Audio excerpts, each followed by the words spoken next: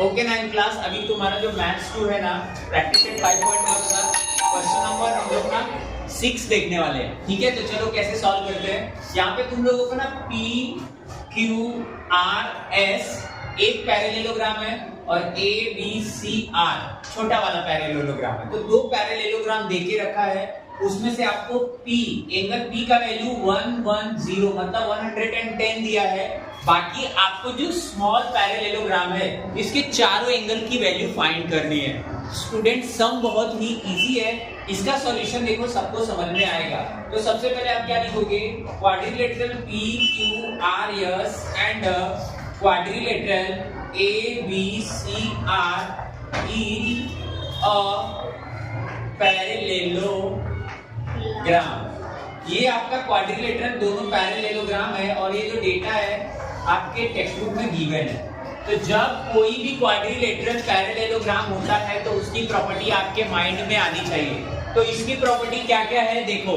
अब आपका जो एंगल P है, angle P is equal to 110 degree, ये आपका गिवन डेटा है, आपके टेक्स्ट बुक में नहीं, आपके डायग्राम में देखो देके रखा है। तो हम लोग ना P का यूज करके R फाइंड करेंगे।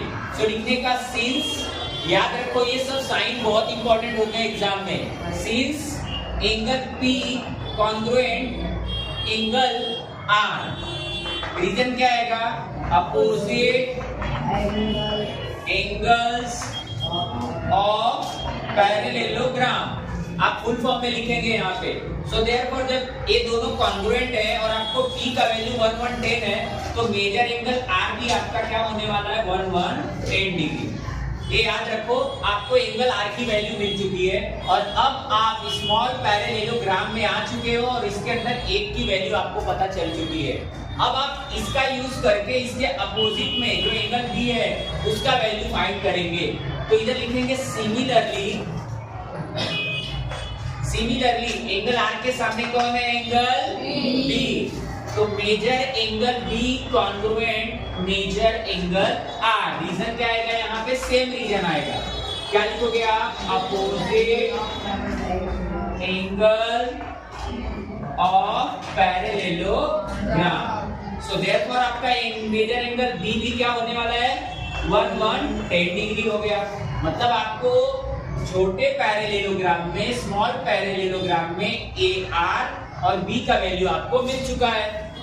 आपको चारों एंगल फाइंड करना स्टूडेंट्स, बट आपको अभी तक दो एंगल मिला है। ओके, तो अब देखो हम लोग ना C फाइंड करेंगे। लिखने का also major angle C plus major angle C plus major angle R is equal to 180 degree.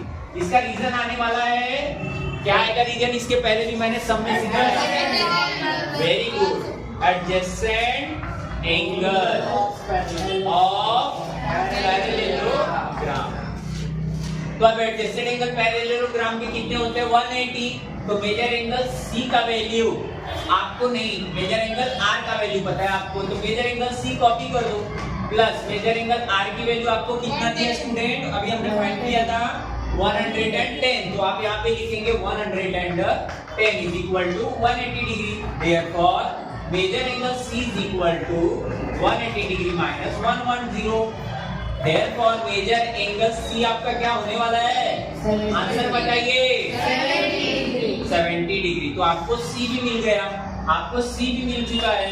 अब आप देखोगे कि C के सामने कौन सा एंगल है, एंगल है। तो लिखने का बट या सिंस भी आप लिख सकते हैं, angle A congruent angle C। Reason बताओ मुझे, अपोजिट एंगल्स ऑफ पैरेललोग्राम। तो अब आपका क्या हो गया, मेजर एंगल A भी क्या हो गया आपका स्टूडेंट, 70 डिग्री। समझा क्या? तो आपको चारों एंगल का वैल्यू देखो, एंगल R भी मिल गया, B भी मिल गया, R और B मिला, आपका एंगल C मिला और एंगल A भी मिल गया। इस सॉल्यूशन के थ्रू आपको चारों एंगल्स की वैल्यू मिल जाती है स्टूडेंट। ये सब आपको एग्जाम में 4 मार्क के आने के चांसेस होते हैं। Okay, thank you so much, note it down. I hope you have understand.